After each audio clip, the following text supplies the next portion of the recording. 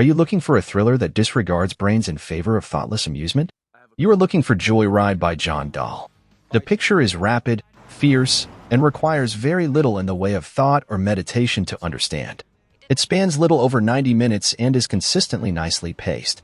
Joyride starts out innocently enough, with two brothers, Lewis, Paul Walker, and Fuller, Steve Zahn, on a cross-country road trip. Lewis, a college student on summer break, is headed to Denver to pick up his dream girl, Vina, Lily Sobieski, to give her a ride back to New Jersey. Fuller, whom Lewis bails out of jail in Salt Lake City, is along for the ride. One of their first acts of brotherly bonding is to play a practical joke on Rusty Nail, the handle of a trucker they hear on the CB radio. Lewis pretends to be a woman and lures the lonely man to a motel for a rendezvous. But the practical joke turns bloody. The man staying in the room number given by Lewis is murdered, and it isn't long before the two young men find themselves being pursued, threatened, and taunted by a faceless trucker. And, although they think it's over once they reach Denver and pick up Vina, it's really just beginning. The ensemble is expertly selected. Paul Walker portrays Lewis as a straight-laced, well-mannered man to whom we can all identify. Although the character makes a foolish decision, we overlook it much more easily than we do Rusty Nail because the character is such a sweetheart. Zahn offers the majority of the comedic relief, but he also demonstrates, as he has in the past, that he can play material straight. Lily Sobieski has a hint of sex appeal along with her easygoing charm. Ultimately, Rusty Nail, the antagonist, remains unseen throughout the film, remaining only a voice over the CB and a menacing, dark figure seated behind a truck. Joyride is diverting as long as you don't expect more from it than it promises to deliver. This is essentially a popcorn movie put together by a director who knows how to generate suspense and build tension. And that's what this is all about. Any dramatic moments are simply there to give the audience a breather between action sequences. One other recommendation: avoid the trailer at all costs. Not only does it give away almost every single one of Joyride's surprises, but it telegraphs the ending. If you follow that advice, this movie will deliver the kind of experience that its title promises. There is another sequel of Joyride with title Joyride 2 casted in 2008. While driving to Las Vegas for the bachelor party of her sister Melissa and her fiancé Bobby, Kayla stops the car at a gas station to meet her date, Nick, a guy she met on the internet. Nick convinces her to take a secondary road under the protest of Bobby, but the car breaks down. Rusty Nail was originally introduced to the world in the entertaining horror flick Joyride, known as Roadkill in the UK. A truck driver with a history of serial killings who, after being cruelly tricked by his brothers Lewis, Paul Walker, and Fuller, Steve Zahn, ends up punishing them. To be honest, whenever this movie is brought up, people instinctively try to do a voiceover of Ted Levine, without crediting him, saying Candy Cane. Rusty Nail has a house hidden in the desert, and our group break down nearby. Finding the house, thinking it is abandoned, this is a stretch even for this film. They break in.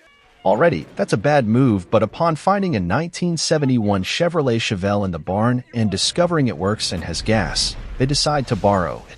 The plan being to leave their contact details, take it to town, then bring it back the next day. It all seems fairly sensible, except for the fact they broke in and it's not their property. It belongs to a homicidal killer who holds a grudge that sees him get in contact with the group, kidnap one, then force the rest to take part in dangerous and uncomfortable situations. Circumstances such as demanding that Laura give him her middle finger after she flicked him off. Alternatively, you could get Nick to dress like a woman and ask for crystal meth while you stroll through a trucker/biker hangout in the desert. Although it seems like fun, it is not. They are constantly trying to figure out how to get around his demands, yet he is always one step ahead of them. They push the bounds of what he could see and hear in the previous movie, but they go overboard in this one to the point where it no longer feels realistic. While there is some imagination used in what he demands of the group, eventually it just descends into torture porn violence for even less originality. All of this might have been passable if it wasn't for the standard story, bland characters, and overuse of Rusty Nail. Instead, what made the first film charming is completely absent here. It's devoid of life and has zero longevity. Watch it, forget about it directly afterwards. Imagine it won't surprise many horror fans to hear that Joyride 2 is, at best, a perfunctory exercise in suspense. But as recommending factors, the acting talent is above par, and director Louis Morneau makes good use of the production's British Columbia locations, standing in for the American Southwest. And he doesn't let the pace flag during the film's 98-minute running time. However, Joyride 2's story is so asinine and two of its four central characters are so personally grating that by the 15-minute mark I was ready to drive a truck through my own TV. Making sympathy an issue for all these characters from the get-go is the matter of how they come to incur Rusty Nail's wrath in the first place. After their car breaks down in the middle of nowhere, damn those shortcuts, the foursome comes across Rusty Nail's house, empty while he's hauling ass on the road, and promptly break in and steal the 71 Chevelle they find in the garage. There's some action and bloodletting towards the final stretch that may make some viewers feel that their time watching Joyride 2 wasn't completely squandered, but on the whole, this second-rate sequel is somewhere between a jalopy and a car that's been completely totaled. It has third part known as Joyride 3. Given the history of this franchise, the plot of Joyride 3 seemed inevitable. I adore fast cars, thus this idea thrilled me much. Muscle cars and race vehicles are always a good idea, and when Leela Savasta, a lovely woman, gets to drive one for a brief period of time, it gets much better.